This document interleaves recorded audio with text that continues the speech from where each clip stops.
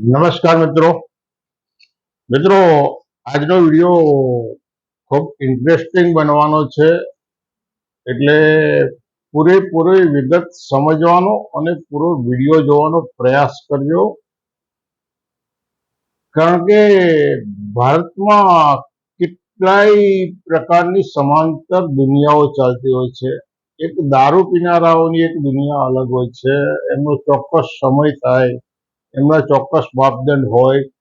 એક દારૂડિયા પાસે પૈસો ના હોય તો એ દારૂ પીધા વગર ના રહે, અને બીજા દારૂડિયા ઉદારતાથી દારૂ પીવા, આ એમની દુનિયા છે. દારૂ વેચનારાઓની એક આખી અલગ દુનિયા હોય છે, એમની સમાંતર દુનિયા હોય છે. ચોરી કરનારાઓની એક અલગ દુનિયા હોય છે. એ લોકો ચોરી કરનારા વાળાના એમના પાસે કંઈક નીતિ નિયમો અને રૂલ્સ હશે. કૌભાંડ કરનારાઓ જે હમણાં ભારતની અંદર ખૂબ ફળદ્રુપતા પેદા થઈ છે કૌભાંડો કરવાની. આવા અનેક પ્રકારના લોકોની જુદી જુદી દુનિયા હોય છે. આવી એક દુનિયા ભારતની અંદર કોર્પોરેટ કંપનીઓનું 50,000 કરોડનું ફંડ. કેટલા? કોઈ તમને 500 કરોડનું ફંડ છે, કોઈ 1000 કરોડનું ફંડ છે, અને કહેતાય થાકતા નથી 50,000 કરોડનું ફંડ પડ્યું છે.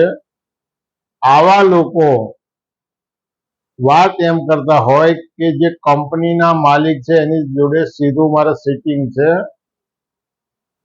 ખરેખર તો એ જે વચોટિયાઓની એક આખી ચેઇન હોય છે. આમાં વચોટિયાઓની એક ચેઇન હોય છે, તમારી જોડે જે વાત કરનારો હોય ને એનો કદાચ 100મો નંબર હોય, પણ એને ખબર નહીં હોય. એ જ રીતે બીજી એક ચેઇન આ લોકો એવા શોધતા હોય છે, એનજીઓ શોધતા હોય છે. કેવા એનજીઓ? કે જે એનજીઓ પાસે 35 ભારતના આવકવેરા કાયદાની કલમ 35 અને 35A(c)(1)(2) નું સર્ટિફિકેટ ધરાવનારા એનજીઓ શોધતા હોય છે. હવે આ એનજીઓ કેવા હોઈ શકે અને કઈ રીતે હોઈ શકે? તો જે પબ્લિક ટ્રસ્ટ અથવા તો સોસાયટી એક્ટ અથવા કંપની એક્ટ મુજબ જે ટ્રસ્ટો રજીસ્ટર થયેલા હોય, એમાંથી જે સક્ષમ ટ્રસ્ટો હોય એવા ટ્રસ્ટોએ ભારતના નાણાં મંત્રાલયના એના નીતિ નિયમો અનુસાર અરજીઓ કરી હોય, અને એ નાણાં મંત્રાલયે એક ચોક્કસ નોટિફિકેશન બહાર પાડી અને ચોક્કસ એનજીઓનો 3 વર્ષ માટે ચોક્કસ પ્રોજેક્ટ માટે ચોક્કસ રકમનું ડોનેશન, દાખલા તરીકે XYZ નામનું એક એનજીઓ છે, એના 3 વર્ષની સમય મર્યાદા આપે અને એમાં 500 કરોડ દાન મેળવવા માટેની એને મર્યાદા આપવામાં, સાથે સાથે એને જે દાન જે કંપનીઓ આપશે એને 100% કર મુક્તિ મળશે. આવી યોજનાઓ હતી. આ યોજના અને આની એક સમાંતર દુનિયા ચાલતી. એક દુનિયા એવી હતી કે સેંકડો લોકો એમ કહે કે ભાઈ અમારી પાસે ટ્રસ્ટ છે અને અમારા ટ્રસ્ટ પાસે 35AC(1)(2) છે. પછી એ લોકો એવા તમને દાવા કરે કે અમારા ટ્રસ્ટનો 150% ટેક્સ બેનિફિટ મળે છે. બીજી બાજુ કોઈ 5,000 કરોડના, કોઈ 50,000 કરોડના ફંડની વાત કરે અને એ સીધા દાવો કરે કે અમારી પાસે તો ડાયરેક્ટ સિટિંગ છે, ડાયરેક્ટ જે કંપનીના ડિરેક્ટર છે એની જોડે અમારે સીધી વાત થયેલી છે. તો આવી મહેનત આ લોકો કેમ કરતા હતા? આવી મહેનત કેમ કરતા હતા? આ પણ એક સમજવા જેવું છે. કારણ કે અમુક વર્ષો પહેલા, હમણાં કાયદા બદલાયા છે એની વાત કરીએ છીએ, પરંતુ અમુક સમય પહેલા એવી જોગવાઈ હતી કે આ કંપનીઓનું જે કોર્પોરેટ કંપનીઓ એનું જે ફંડ હોય એ એનજીઓને આપે. એટલે એનજીઓ વાળાને ગરજ હોય, એનજીઓ વાળાને ગરજ હોય, કંપની વાળાઓને આ ડોનેશન આપી દેવાનું પોસાતું ના હોય, પરંતુ એમણે પણ ગેમ કરવી હોય. એટલે આ લોકોની વચ્ચે સોદા થાય. કેવા સોદા થાય? કે એનજીઓને 100 રૂપિયા આપવામાં આવે તો 1 લાખ આપવામાં આવે, 1 કરોડ આપવામાં આવે તો એ 1 કરોડના 40 થી 50% રકમ બ્લેક મની એનજીઓના ખાતામાં ઓન રેકોર્ડ પૈસા આવશે. એટલે ત્યાં વ્હાઇટ નાણું આવશે. એ વ્હાઇટ નાણાંને કાળું નાણું કરી અને કોર્પોરેટ કંપનીના જે વચોટિયાઓ છે એની અમુક ટકા જે નક્કી થયેલા હોય એ લોકોની વચ્ચે 40%, 50% અથવા 60% રકમ એને કેશ મળે. એનજીઓ નો કંઈક કર્યા વગર 40% કે 50% મળતા હોય એટલે એ ખોટા હવાલા પડે છે. આ કાળા નાણાં સર્જનની આ એક પ્રક્રિયા છે અને આવી પ્રક્રિયા ઘણા સમય સુધી ભારતમાં ચાલી, પરંતુ કેટલાક કાયદાઓમાં ફેરફાર થયો અને એ કાયદાઓમાં ફેરફાર થવાની સાથે સાથે એક આવી નવી સિસ્ટમ અમલમાં આવી છે. હવે ભારત સરકારે શું કર્યું, ફાઇનાન્સ એક્ટ 2016 દ્વારા 1 એપ્રિલ 2017 થી આ બંને કલમો, આવકવેરાની બંને કલમો રદ કરવામાં આવી. એટલે બધી જે આખી દુનિયા ચાલતી હતી એ દુનિયાના લોકો એવી વાતો કરે, તમને બાય પ્લેન દિલ્હી લઈ જઈશું, બાય પ્લેન તમને પરત લાવીશું, બાય તમને ત્યાંની 5 સ્ટાર હોટલની ફેસિલિટી મળીશું, આ બધું તમને આપે, પરંતુ તમારી સલામતી, તમારો સમય અને તમારી ઉર્જા તમને આ લોકો આપી શકવાના છે. આ એક પ્રકારનું સમાંતર લોકો, જે લોકોની પાસે કોઈ બિઝનેસ ના હોય, એ લોકો માત્ર ફાંફા મારતા હતા. ઉનાળાની અંદર મૃગજળની પાછળ જે મૃગ દોડતા હોય એ જ રીતે આ લોકો એમના ઝાંઝવાના રૂપિયા દેખાતા હશે ને, ઝાંઝવાના રૂપિયા દેખાતા, અબજો રૂપિયા, કરોડો રૂપિયાની સામે વાતો થતી હોય.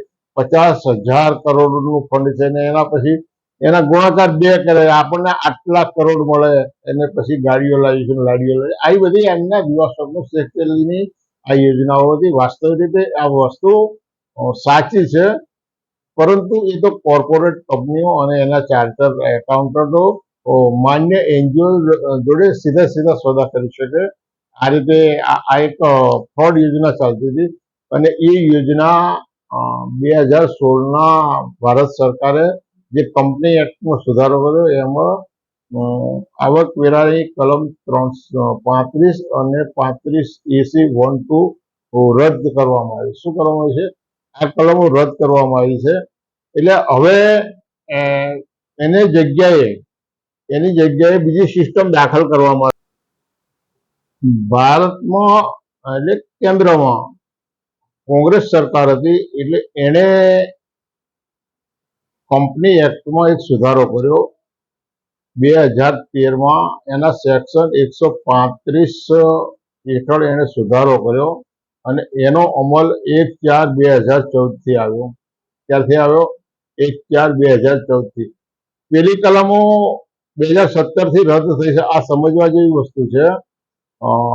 કેન્દ્રની કોંગ્રેસ સરકારે 2013માં કંપની એક્ટના સેક્શન 135માં સુધારો કર્યો અને એનો અમલ 1/4/2014 થી આવ્યો અને એ અન્વયે ભારતની કોર્પોરેટ કંપનીઓએ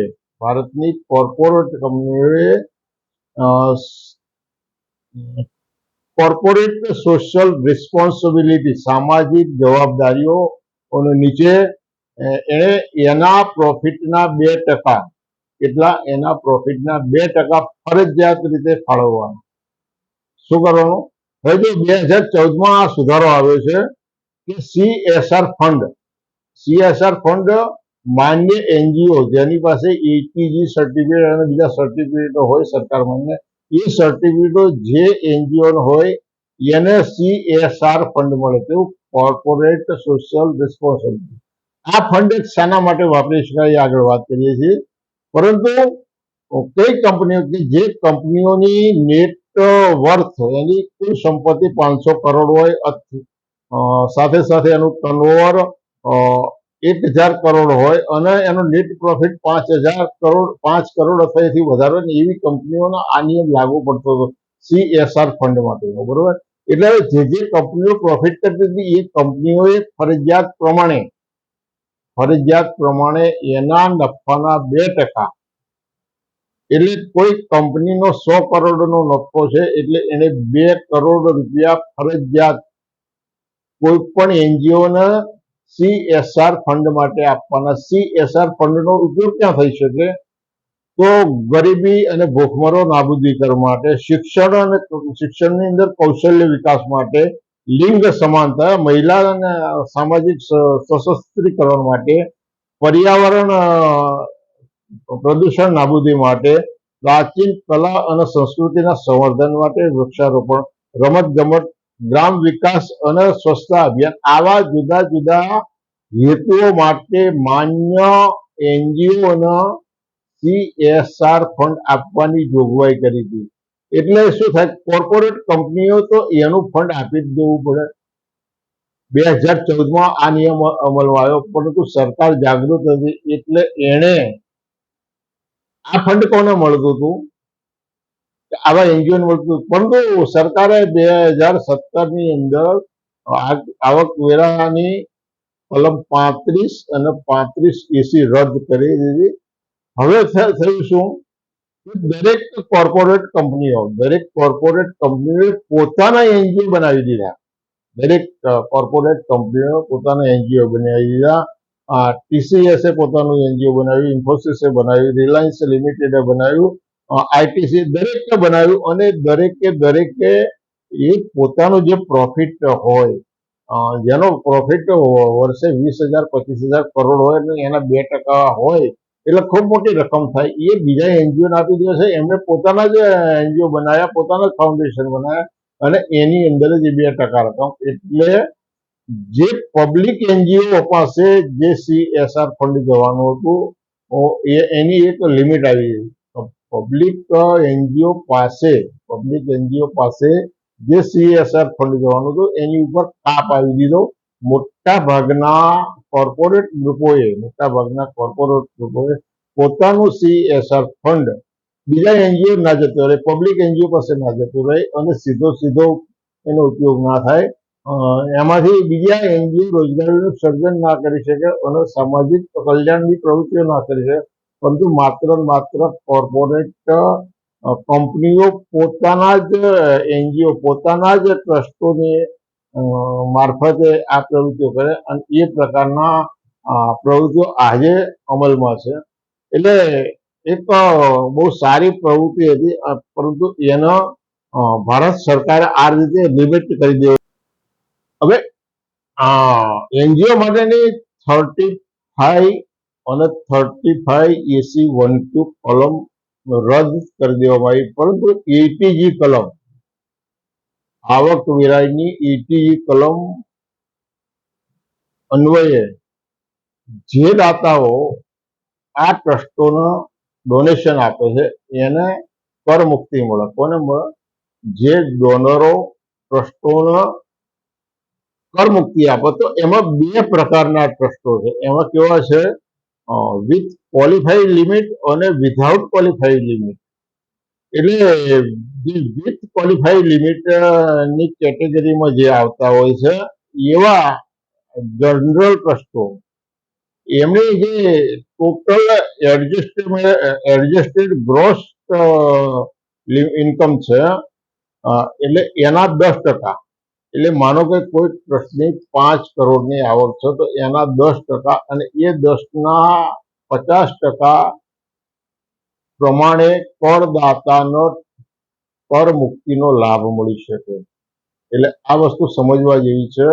પેલા 35AC12 ની અંદર જે હતું, 35AC12 ની અંદર પણ 2 અલગ અલગ સેક્શન હતા. 35 ની અંદર માત્ર વૈજ્ઞાનિક શોધ સંશોધનો માટેનું ફંડ આપી શકાતું હતું. 35AC12 ની અંદર બીજી સામાજિક, શૈક્ષણિક અને સાંસ્કૃતિક પ્રવૃત્તિઓ માટેની. હવે એટીજી ની જે જોગવાઈ થઈ એની અંદર જે કેન્દ્ર સરકાર અથવા રાજ્ય સરકાર સાથે સંકળાયેલા જે ટ્રસ્ટો છે એના માટે આવી મર્યાદાઓ નથી. એટલે ભારત સરકાર ત્યાં શું કરી રહી છે આ એક સમજવા જેવી વસ્તુ છે. અને જે પબ્લિક એનજીઓ હતા અને એને જે CSR ફંડ આ મળવાની જે જોગવાઈઓ હતી, જે એની વિપુલ માત્રાઓ હતી, વિપુલ સંજોગો હતા, એ સંજોગોને લિમિટ કરી દેવામાં આવ્યા. અહીંયા કહેવાનો તાત્પર્ય એ છે કે કોર્પોરેટ કંપનીઓ ભારતની અંદર એટલી બધી કંપનીઓ છે, અને બધી કંપનીઓનો 1000, 2000, 5000, 25,000 કરોડનો પ્રોફિટ હોય, અને 1000 કરોડના પ્રોફિટ વાળો હોય ને એના 2% એટલે 20 કરોડ રકમ. એટલે 20 કરોડની રકમ એનજીઓ માટે નાની ના કહેવાય. 20 કરોડ રૂપિયા એમણે ડોનેટ કરી દેવાના હોય. કોને ડોનેટ કરી દેવાના? અને એ ડોનેટ કરી દે એને 100% કર મુક્તિ તો મળે જ. ફરજિયાત એને ડોનેટ કરવાના છે, એને કરમુક્તિ મળે છે. પરંતુ હવે એ 20 કરોડ રૂપિયા જે કોર્પોરેટ જૂથનો પ્રોફિટ 1000 કરોડ છે એના 2% એટલે 20 કરોડ રૂપિયા જે એનજીઓને આપવાના હતા, એ મર્યાદા આવી ગઈ. હવે CSR ફંડ બીજા ટ્રસ્ટો પાસે ન જતું રહે માટે દરેક કોર્પોરેટ મોટા ભાગના કોર્પોરેટ ગ્રુપોએ પોતાના એનજીઓ બનાવી દીધા, પોતાના ફાઉન્ડેશન બનાવી દીધા અને પોતાના ફાઉન્ડેશનના નામે પોતાને યોગ્ય લાગે એવા માણસોની ભરતી કરે, પોતાને યોગ્ય લાગે એવા ખર્ચાઓ કરી શકે અને પોતાને યોગ્ય લાગે એ પગાર ચૂકવી અને પોતાને યોગ્ય લાગે એવી પ્રવૃત્તિ કરી શકે છે. એટલે આ ખાનગીકરણની દિશાની અંદર પણ આ એક સમજવા જેવું પગલું છે. સરકાર ક્યાં ચાલી રહી છે, તમે ક્યાં છો અને તમે શું કરી રહ્યા છો? મિત્રો સમજો. જો કંઈક ગૂંચવણ હોય તો તમે કોમેન્ટમાં પ્રશ્ન કરી શકો છો. આપણે ફરી વખત આની સ્પષ્ટતા કરીશું. પરંતુ એક દુનિયા આખી ચાલતી હતી, 50,000 કરોડનું ફંડ છે, 500 કરોડનું ફંડ છે. આ જે હવાભરી દુનિયા હતી એ દુનિયાની હવા નીકળી ગઈ છે. અને હવે એવા કોઈ વાતો કરનારા એક બાજુ એવા એનજીઓ હતા કે જેની પાસે 35 અને 35 AC12 ના સર્ટિફિકેટ હતા. એ એનજીઓ પણ આવું કંઈક શોધતા હતા. એક આખું એટલે એમાં બે જૂથો કામ કરતા હતા. એક બાજુનું જૂથ એનજીઓનું જૂથ હોય, કેટલાક લોકો એવું કહેતા કે અમારી પાસે એવું ટ્રસ્ટ છે એની પાસે આ પ્રકારના સર્ટિફિકેટ છે. કેટલાક લોકો એવું કહેતા હતા કે ભાઈ અમારી પાસે કોર્પોરેટ કંપનીનું 50,000 કરોડનું, 500 કરોડનું, 1000 કરોડનું ફંડ છે અને અમારા સીધા ડાયરેક્ટ કોન્ટેક્ટ. આ બધી જ હવામાં ગપ્પાઓબાજી હતી. ફેકોલોજી જે 2014 પછી ફેકોલોજી ચાલુ થઈ એમાંનો એક આ પાર્ટ હતો. એટલે મિત્રો આ એક સમજવા માટે બહુ સારી વસ્તુ છે. તમારી પાસે ટ્રસ્ટ હોવું જરૂરી છે, ટ્રસ્ટ હોવું જોઈએ અને ટ્રસ્ટ સાથે તમે આવી પ્રવૃત્તિઓ પણ કરી શકો છો. માટે આ દિશામાં તમે તમારે શું વિચારવું છે એ તમારે નક્કી કરવાનું છે. મેં જે કંઈ હકીકતો અપાઈ એ અમુક ચોક્કસ આંકડાઓના આધારે આપી છે. માટે તમને યોગ્ય લાગે તો સબસ્ક્રાઇબ કરો, લાઈક કરો, શેર કરો, કોમેન્ટ કરો. ફરી વખત મળીશું. આવજો.